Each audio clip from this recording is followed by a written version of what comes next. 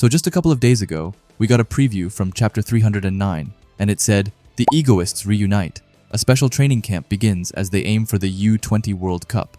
Now this is huge, as firstly, it means that the Blue Lockers will most likely go back to Blue Lock, but not only that, but that we are getting a special training arc before the U20 World Cup, which is what today's video is about, as I want to go over and speculate about how I think that the training camp will be laid out, and just what they will do, as both you and I know that Ego won't go easy on them, and far from it, which only makes it so much more exciting.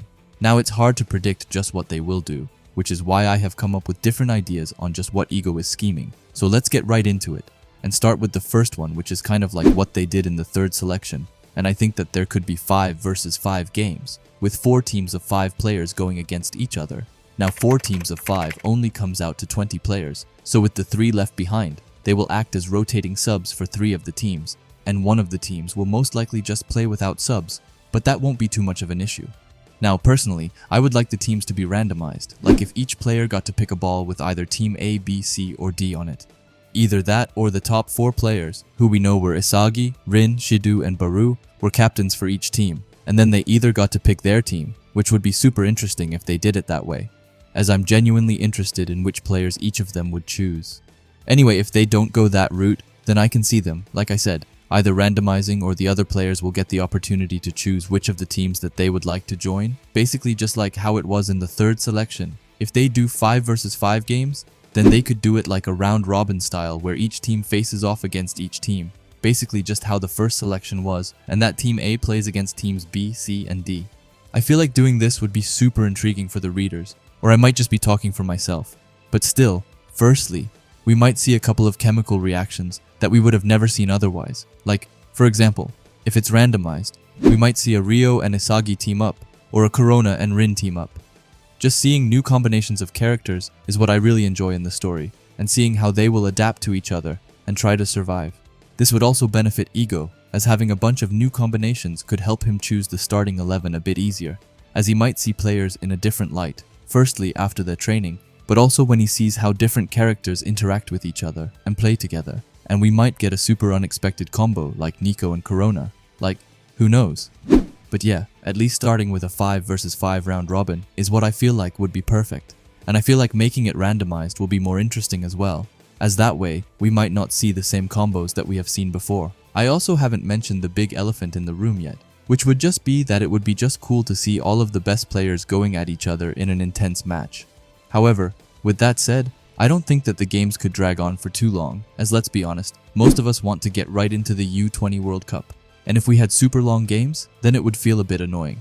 However, I feel like the length for the third selection was perfect, as it was like 10 chapters, and I feel that would be the most perfect length for this training arc as well. Anyway, now I feel like I'm just going back and forth, so let's get into the next idea I have for the training camp. Now my next idea is that they could do 1 versus 1 battles. Now I'm going to be honest, I don't like this idea too much. Now you might be like, oh well, why even include it then? Well, I still thought that it was worth talking about. Now how do you even do 1 versus 1 in football? Well, it's a bit more difficult than in basketball, for example. I think that the way to do it would be that you have the blue lock goalkeeper for each side, and obviously you have one player going against another. To simplify it, let's say that Rin were up against Isagi. Then I think that they would flip a coin to decide who would start. Or Ego could also make it so that the one with a lower offer in the Neo-Egoist League gets the advantage to start. Hey, it's Natsu, mid-editing here, and I just wanted to pause the video to ask you to subscribe if you haven't already, and while you're already down there, why not leave a like as well? Anyway, let's say that Isagi starts with the ball, then he gets the chance to score a goal on Rin's goal, while Rin tries to defend it. Basically, just think about how Sei and Rin had their one-on-one in his flashback after Sei came back to Spain. I feel like that would be the way to do it, and then the first one who gets 5 or 3 goals scored wins. We have never really seen a whole concept of 1 versus 1 in Blue Lock, which is something positive, as after all, football isn't a solo sport, even though Blue Lock kind of goes in that direction with the ego aspect. Now once again, I feel like this would be randomized, as I don't see any other way to do it. Now doing it randomized would be super interesting, as you never know who is going up against who. However, it would be unfair if, for example, the first round is Corona versus Rin, or even worse, Gagamaru versus Rin. Like, that wouldn't be even fair. And now when I said that, I realized how flawed this theory is, as Fukaku and Gagamaru can't really participate, as it would be super unfair for them. However, let's just overlook that for now and continue to imagine how sick a 1 versus 1 scenario would be. I feel like it would be a sort of elimination round, and that you get one chance, and if you lose, then you are out. But like I said in the beginning, I don't really like this theory. I just think that it would be a cool thing to see. However, it's not really practical for the series. The third idea I had was that they could make position-specific drills. For example, striker-only drills like finishing and different shot situations. Meanwhile, the midfielders do some sort of passing drills and expands their plays on the midfield and overall knowledge about it. Meanwhile, the defenders do, for example, 1 versus 1 duels to try and recreate real matches. Now I feel like doing this will give the players the best chance to improve, as in the upcoming U20 World Cup. Not everyone can be strikers, and I feel like most of them have already realized that and switched to either dreams or positions, so doing different drills, which helps them get a better understanding of that position, would honestly help out a bunch. Where this falls flat though is that I don't think that it would be that interesting to see, which is why it will be hard to pull off. Like just seeing different players either passing, shooting, or defending won't get us that hype like, for example, a match would do. But like I said earlier, I feel like this is the best way to go about it and could show the most improvement.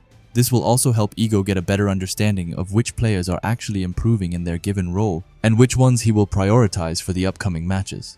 Now this next one will just be a quick one, however it involves doing some sort of tactical simulation matches. Now why I think that this could work is because when they were doing their training, it looked like Otoya was in some sort of virtual reality thing. Now we have no knowledge about it, so it's hard to speculate. However, if it were possible to make different scenarios for them to do, it would be sick. Like if they start an attack, and their objective is to score a goal within a certain of seconds, and then they have virtual opponents going towards them like in a real game, that would be for the attackers. Meanwhile, the defenders could do some sort of try to defend this attack without letting in a goal, and the midfielders could be instructed to play up the ball towards the strikers. Now implementing a program like this into the story is something which I feel like could be done pretty easily, as we have already seen headphones that translate language, so this shouldn't be too much. Anyway, if Ego could set up different situational drills to test the real world's pressure on the blue lockers, then it would be sick. I could just imagine the panels looking super cool as well. This is the idea that I'm probably most hyped about, as it feels like there's so much you could do with it, and there's almost an infinite number of doors to delve into. The last thing I think that they could do is some sort of 11 versus 11 matches. Now, yes, they are 23 players and not 22. However, the last one could act like a joker maybe, and could be subbed in when either of the teams wants him. Now I like this idea, as it would be dope to just see purely blue lockers going against each other and showing each other how insanely much they have grown, both from the Neo-Egoist League and also their individual training. This would also be a great opportunity for Ego, as he could see which combinations work best for the starting 11 and which players he is going to start with.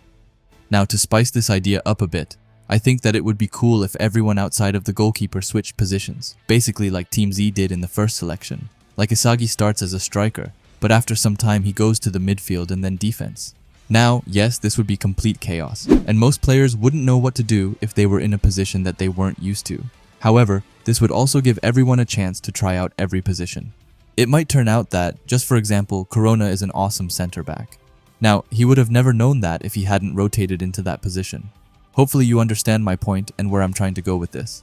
But yeah, I think that this works best for Ego, as he will get a bigger overview for the upcoming U20 World Cup, and he might want to try out different approaches, thanks to seeing them in this 11 versus 11 match. Or maybe an unexpected chemical reaction happens between, for example, Isagi and Shidu. Then Ego can take that into account when making the starting 11 for the first match in the U20 World Cup. Anyway, these have been my ideas for what the special training camp could be about, but if you have another idea that you think could work better, then please leave it down below, as I would love to read it. Anyway, if you like Blue Lock and videos like this, then I would highly suggest you subscribe to this channel, and while you are at it, leave a comment and a like, as it helps out with the algorithm a ton. And if you're curious to see another video of mine, then please watch the video that will be popping up on the screen now. Anyway, thanks for watching, and have a great day. Bye.